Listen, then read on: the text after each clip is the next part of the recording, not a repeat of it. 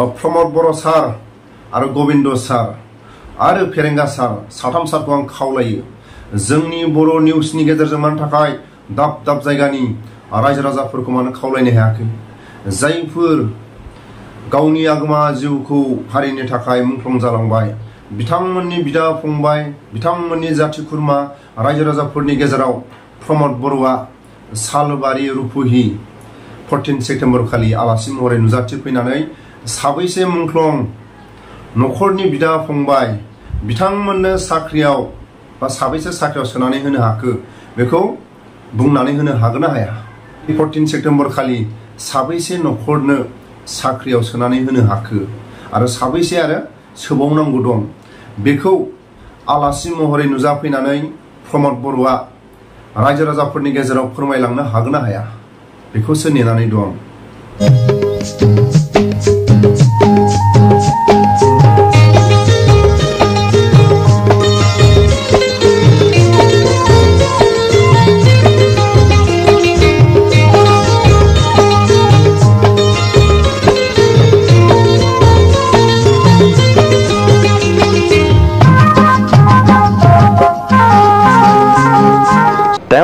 ইয়াত স্বাস্থ্যমন্ত্ৰী বিত্তমন্ত্ৰী হৈ থাকিবৰ কাৰণে তেওঁ বিজেপিলৈ অহা নাই তেওঁ বাধ্যত পৰি তেওঁ বিজেপিলৈ আহিছে গতিকে সৰ্বানন্দ সোণোৱালৰ লগত মিলি চলি থাকিব তেতিয়ালৈকে ঠিকই থাকিব বিজেপিত কিন্তু যিদিনাখন তেওঁলোকৰ এই চকীখনক লৈ কাজিয়াটো আৰম্ভ হ'ব সেইদিনাখনৰ পৰা এটা বেলেগ গতি ল'ব পাৰে সেয়া সৰ্বানন্দ সোণোৱালৰ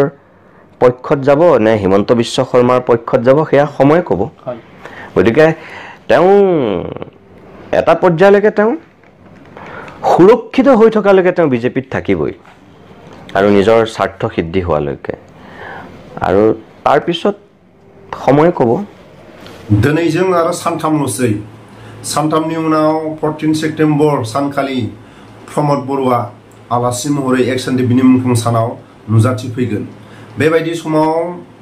जायफोर आगोमा जिउखौ आबसुनि समाव सारनो मुंख्लं जाबाय जायफोर बर' हारिनि गेजेराव मोनफ्रोमबो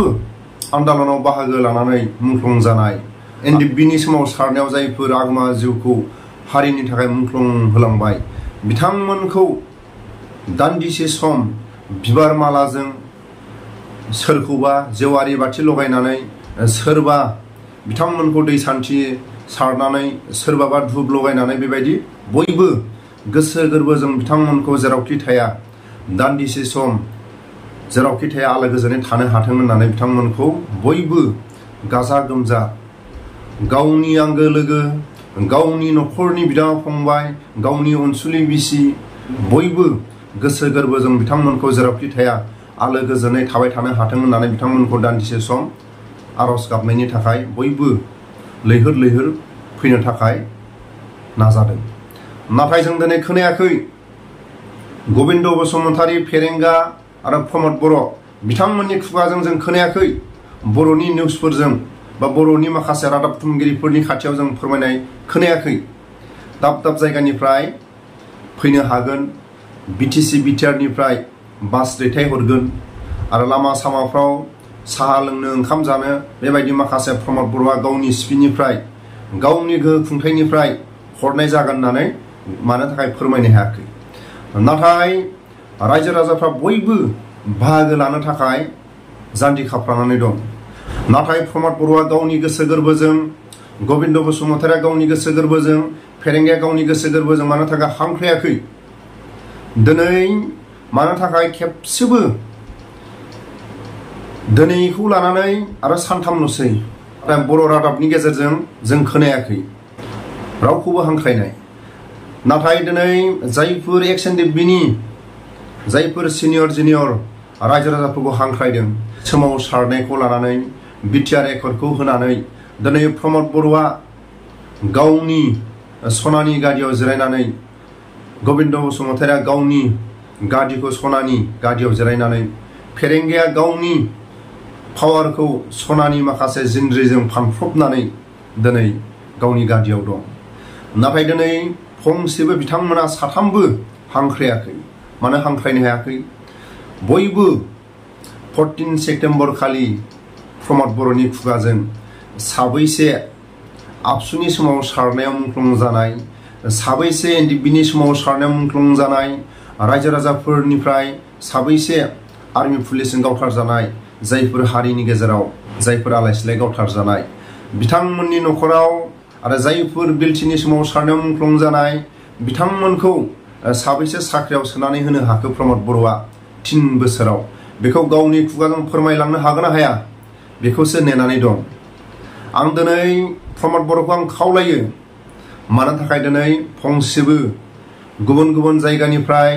रायजो राजाफ्रा फैनो थाखाय बयबो गोसो गोरबोजों हास्थायदों नाथाय प्रमद बर'आ मानो थाखाय बिटिसि बिटिआरनि थाखानाय बड'लेण्ड बासखौ दैथायहरनो हागोन ना हाया मानो गबिन्द बसुमतारिया रायजो राजाफोरखौ हांख्रायाखै फेरेंगिया मानो हांख्रायाखै दाब दाब जायगानि रायजो राजाफोरखौ बिथांमोना 14 सेप्तेम्बर खालि हाथारनांगोन जायफोर मुंख्लं नखरफोरनो साबैसे साख्रियाव सोनानै होखो बेखौ 14 सेप्तेम्बर खालि बुंनो हाथारनांगोन आरो लोगोसे जायफोर जोबथेसालियाव थानाय बिथांमोनखौ साबैसे उदां खालायनानै लाबोनो हाखो बेखौ ओइदिनखालि हागोन ना हाया जोंहा दिनै बुंनांगौ जोंहा दिनै नोंथांमोनखौ बा सारमोनखौ जा बुंनांगौ जोंनि बुंनो हानाय जोंहा अधिकार गैया जोंहा दिनै बुंनो हानाय अधिकार गैया नाथाय सासे बर' मानसि हिसाबै जोंहा दिनै बुंनायनि मोनसे मोन्थाय दं मानो होनोबा राजखान्थिया दिनै दं दिनै गैया नाथाय आबसुनि समाव सारनायाव मुंख्लं जानायजों बर' हारिया आगानसेबाबो बर' हारिनि माखासे गोहो खुंथायखौ मोनबोदोंमोन बिलटिनि मुंख्लं जानायजों बर' हारिया एसेबाबो आगाननै आगानथामबाबो बर'नि माखासे पावारा आगबारायनो हादोंमोन आरो बिटिआर एकर्डआव एनडिएफबिनि सोमावसारनायखौ लानानै एक्स एनडिएफबिनि मुंख्लं जानाय बिथांमोननि गोहो बोलोखौ लानानै अराय सम बुहुमाव जायफोर आगोमा जिउखौ मुंख्लं जालांबाय बिथांमोना अराय सम बर' हारिखौ बुहुमाव थांनानै थानो थाखाय आलो गोजोनै जायगा होलांदों दिनै बेबायदि माखासे देरहासारनाय जायफोर मुंख्लंफोरनि थाखाय दिनै प्रमद बर'आ गादियाव दं सोरबा फेरेंगिया दं सोरबा गबिन्दआ दं जाय गादियाव दं बिनि थाखायनो राजखान्थिया दिनै दं दिनै गैया गादिया दिनै दं दिनै गैया नाथाय जायफोर मुंख्लं गावनि आगोमा जिउखौ हारिनि थाखाय मुंख्लं जालांबाय बिथांमोना अराय सम बर' हारिया जेब्लासिम थागोन अब्लासिम बर' हारिनि थाखाय गावनि थै आरो जिउखौ हारिनि थाखाय थैनानै दिन्थिलांबाय हारिनि थाखाय सिगां जानानै सुथुरनि आखायाव गावनि जिउखौ बावसोमलांनो हाबाय बेनो अराय सम हारिनि थाखाय अराय सम बुहुमाव दिन्थिलांनाय बेफोरखौ दिनै प्रमद बर'आ गोसो गोरबोआव दंना गैया सोरबा फेरेंगिया दंना गैया सोरबा गबिन्द दंना गैया अराय सम बर' हारिनि जायफोर गादियाव दं बयबो सोरबा प्रमद बर'ल' नङा बिलटिनि सोमावसारनायाव जायफोर मुंख्लं जानाय बिथांमोननि थाखाय बर' हारिया आगाननैबाबो गोहो खुंथायाव फैनो हादों आबसुनि सोमावसारनायाव आगानसेबाबो गोहो खुंथायाव फैनो हादों एनडिएफबिनि सोमावसारनायजों बुहुमाव बर' हारिया अराय सम गेरेमसा महरै गसंनानै दं दिनै बयबो